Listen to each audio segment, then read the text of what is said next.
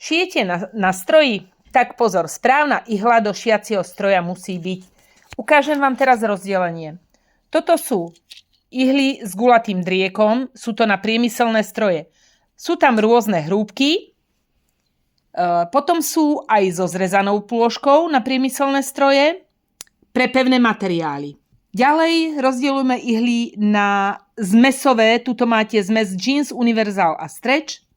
Tuto sú potom na štandardné šitie, buď mix hrúbok, alebo samostatné hrúbky. Ďalej buď sú 10-kusové, alebo 5-kusové. Ďalej máme na kožu lederky, na úplne tenké materiály mikroteky. Kalené ihly používame na džínsové a hrubé bavlnené materiály. Jerseyky je na silné strečové materiály. Strečky a super strečky na elastické materiály, aby ste ich nepraskal. Ďalšie delenie ešte sú dvojihly, tie sa delia tiež na strečové a štandardné.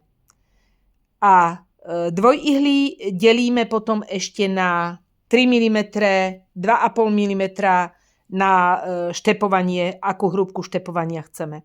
Strojové ihly všetkých druhov nájdete u nás v Levíku alebo aj online na www.levik.sk.